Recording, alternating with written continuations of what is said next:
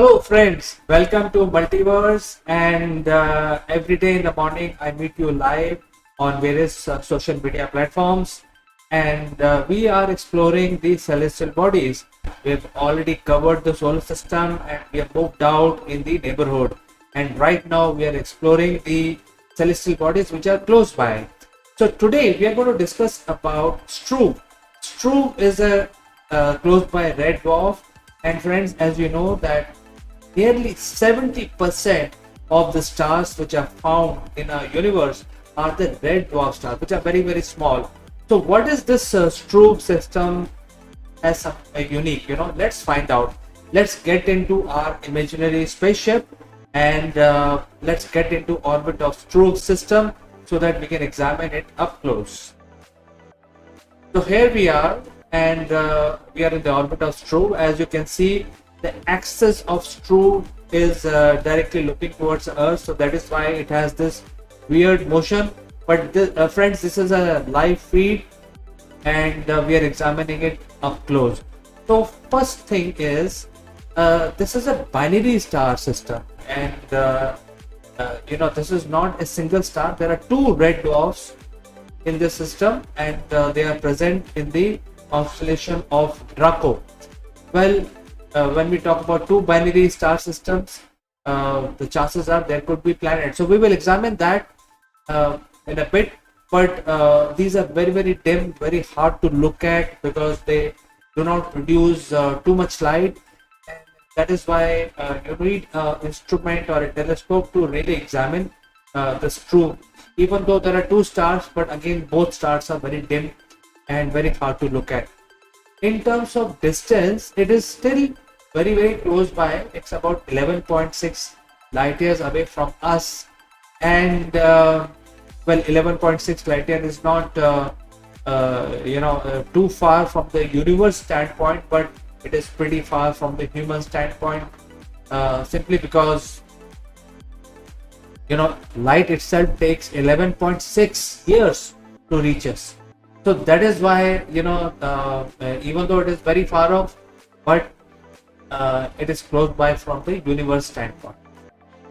In terms of the types of stars, these are the variable stars. When we say variable stars, well, red dwarfs are basically dim stars, and they produce a lot of red light. And when they produce a lot of red light, most of the red light is in the infrared spectrum. However, once in a while they flare up, producing more light than it's like 15 to 20 times that the star output is. So we really don't know why red dwarf flares up, but they flares up by giving out a lot of radiation and a lot of heat and energy for a few minutes.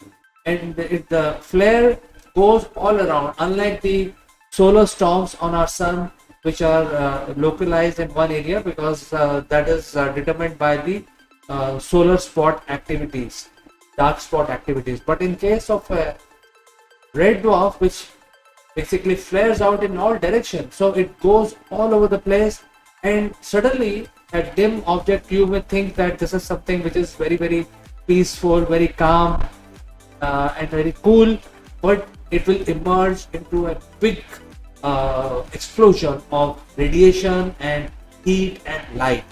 So these are both of them are flare stars. They once in a while emit a lot of deadly radiation and a lot of heat and a lot of light.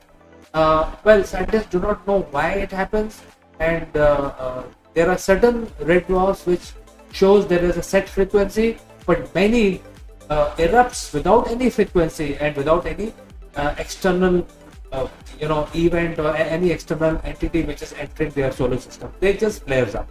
So these two are also flare type stars. In terms of planet, there is nothing much interesting happening in Struve system. These are usual red dwarfs in the close vicinity, and they are a binary system, but there are three planets that we have seen so far.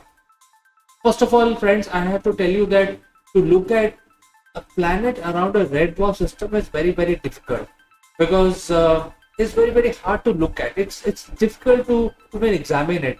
So once the James Webb laboratory comes to life, we will be able to see a lot of stuff in the infrared spectrum, and then we will be able to determine more about these stars that we have in the vicinity. However, so far we have found three large gas planets in Struve system. There are two planets going around one of the stars, and which is the smaller one, and one around the bigger star.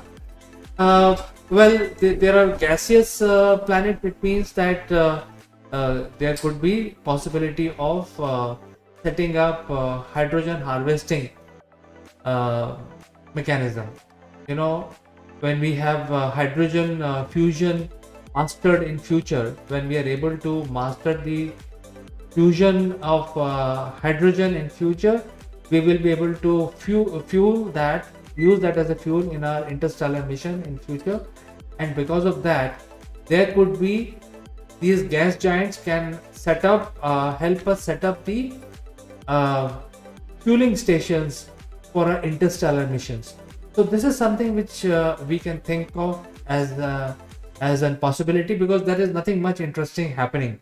And since this can form a good fueling station for hydrogen, which we can harvest from these gas giants on Struve system, there is a possibility of also managing a future space station.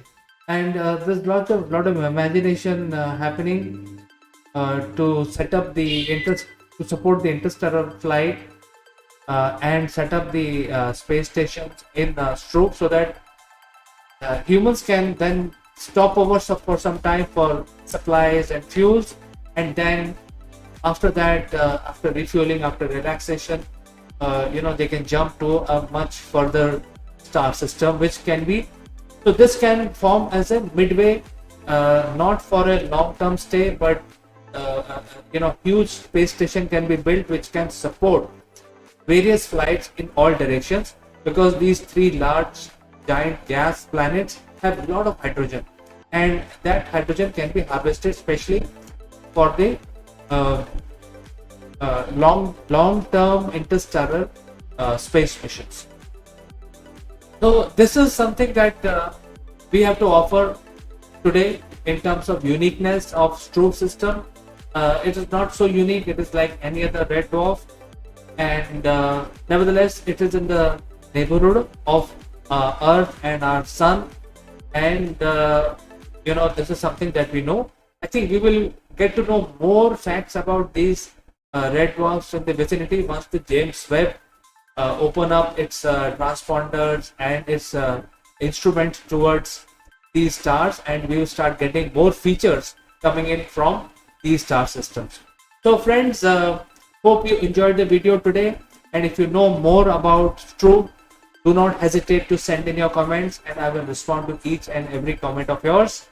For today, thank you so much for joining, and I will catch you again in the next edition of Multiverse.